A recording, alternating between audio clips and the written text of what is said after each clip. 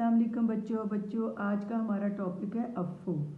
बिस्मिल्लाहिर्रहमानिर्रहीम। फ़ाफ़ू अनहुम वस्फ़िग़, सो इनको माफ़ कर दें और दरगुजर करें।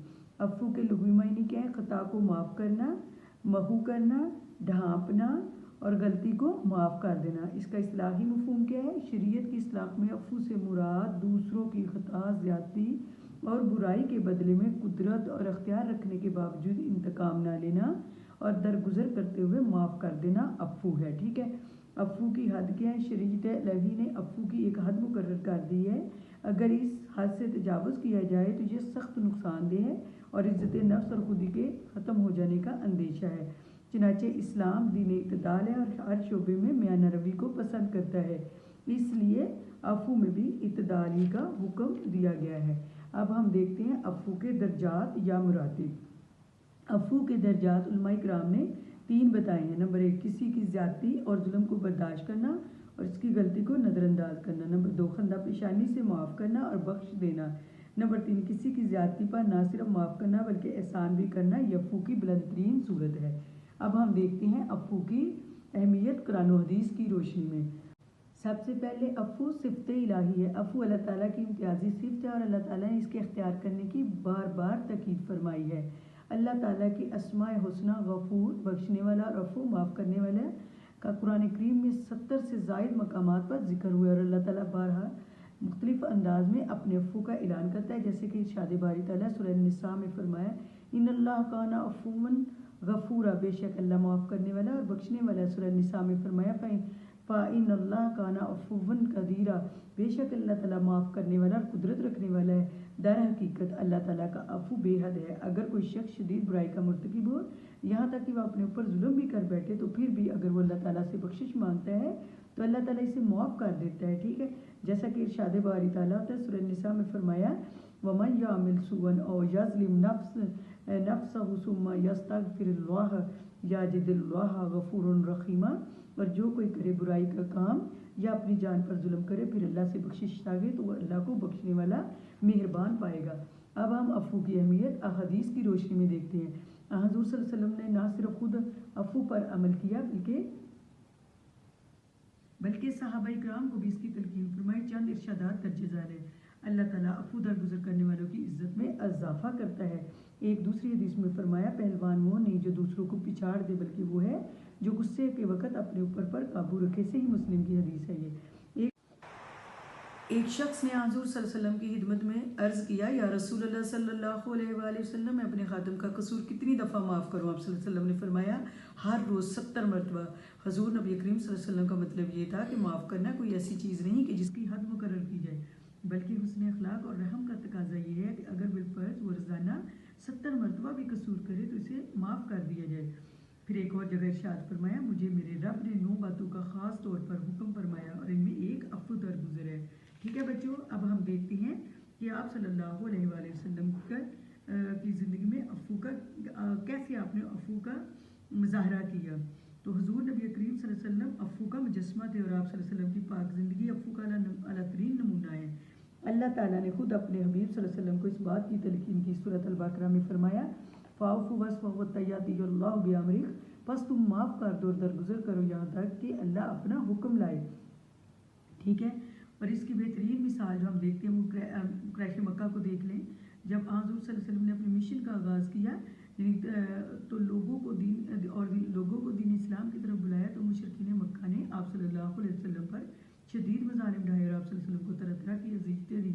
लेकिन रहमत दो आलम सल्लल्लाहु अलैहि वसल्लम ने ना सिर्फ दुश्मनान इस्लाम के लिए बद्दुआ करने से इख्तराज़ किया, बल्कि कमाल अफ़्फ़ू से बारगाह इलाही की हदायत की दुआ फरमाई।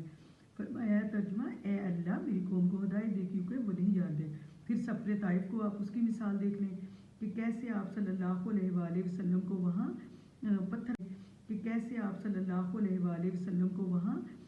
पत्थर मारकर आपको लहूलुहान कर दिया गया और आप वहाँ से जान बचा कर निकले।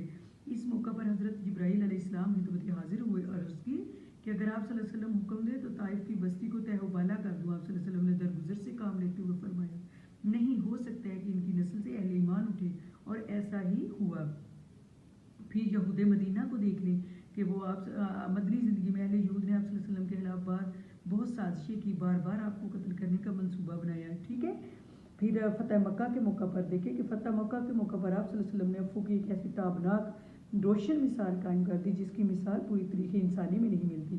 آپ صلی اللہ علیہ وسلم کو اپنے محلفین پر غلبہ حاصل ہوا، دنیا کا کوئی قانون، کوئی ضابطہ، اخلاق آپ صلی اللہ علیہ وسلم کو ان لوگوں سے اپنی تکالیف کا پورا بدلہ لینے سے منع نہیں کر سکتا تھا، لیکن آپ صلی اللہ علیہ وسلم نے عام معافی کا اعلان کر دیا اور فرمایا لا تثریب علیکم الیوم، جاؤ آج تم آزاد ہو، تم پر کوئی بوجھ نہیں ہے۔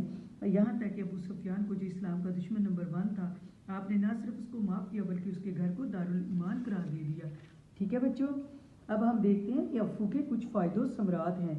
نمبر 1، سب سے پہلے معاشرے کی سالمیت۔ عفو سے معاشرے کی سالمیت اور استحکام برقرار رہتا ہے، انسانی معاشرے میں امن و سکون پیدا ہوتا ہے، باہمی حسد و اناد اور بغض و عداوت کی فضا ختم ہو جاتی ہے۔ آپ صلی اللہ علیہ وسلم کا ارشاد گرامی ہے آپس میں ایک دوسرے کو معاف کر دیا کرو، تمہارے باہم کینے دور ہو جائیں گے۔ پھر اشاعت اسلام ہے، وہ کیسے؟ اسلام کی اشاعت میں عفو کو نمایاں اہمیت حاصل ہے، کیونکہ دشمنان اسلام جو ہیں وہ جس قدر اس صفت سے متاثر ہوتے ہیں کسی اور چیز سے نہیں۔ تمام غزوات میں نبی پاک صلی اللہ علیہ وسلم سے اتنے مسلمان ہلکا بگوش اسلام نہیں ہوئے جتنا صرف فتح موقع پر آپ صلی اللہ علیہ وسلم کے عفو کی بدولت ہوئے، ٹھیک ہے۔ پھر اللہ تعالیٰ کی رضا و مغفرت حاصل ہوتی ہے۔ عفو بخشش خدا اللہ تعالیٰ کی عفو بخشش اللہ تعالیٰ کی پسندیدہ صفت ہے، اس لیے اللہ تعالیٰ اس صفت کے اپنانے والوں کو بھی محبوب رکھتا ہے اور اس کے گناہوں کو مٹا کر عفو و مغفرت عطا کرتا ہے۔ پھر عفو غصے کا علاج بھی ہے، سکون کی حالت میں معاف کر دینا کوئی زیادہ مشکل کام نہیں ہوتا، لیکن غیظ و غضب اور غصے کی حالت میں عفو کو اپنانا بہت مشکل کام ہے۔ پھر دشمن جو ہوتے ہیں وہ دوست بن جاتے ہیں، عفو سے محبت کی دنیا میں وسعت پیدا ہوتی ہے، دشمن دوست ہو جاتے ہیں۔ قرآن پاک سورۃ حامیم السجدہ میں ارشاد ربانی ہوتا ہے، ترجمہ آپ صلی اللہ علیہ وسلم برائی کو اس انداز سے دور کرے جو بہترین ہو تو یکا یک وہ شخص کے آپ کے درمیان اور اس کے درمیان عداوت ہی ایسی ہو جائے گا گویا وہ جگری دوست ہے۔ پھر اس کا ایک اور بڑا فائدہ وہ کیا؟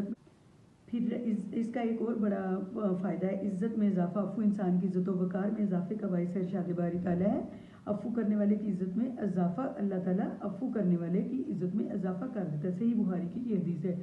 پھر تقویٰ کا ذریعہ ہے، عفو درگزر تقویٰ کا ذریعہ ہے۔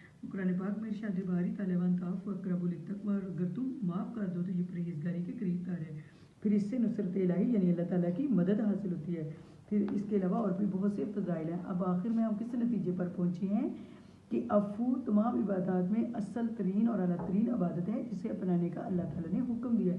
یہ وصف رسول کریم صلی اللہ علیہ وسلم میں بدرجہ اتم موجود تھا، صحابہ کرام اور بزرگان دین کا بھی یہ شعور رہا ہے۔ اس سے دین و دنیا کے فوائد حاصل ہوتے ہیں۔ اسلام جن اوصاف حمیدہ کو اپنے پیروکاروں میں نمایاں دیکھنا چاہتا ہے، ان میں ایک وصف عفو بھی ہے، لیکن اس کے باوجود اس کی کچھ حدود ہے جن کے اندر ہی رہ کر اس کا استعمال ہو تو انسان کی شخصیت نکھر آتی ہے اور اس میں حسن پیدا ہوتا ہے۔ اوکے بچوں، اللہ حافظ۔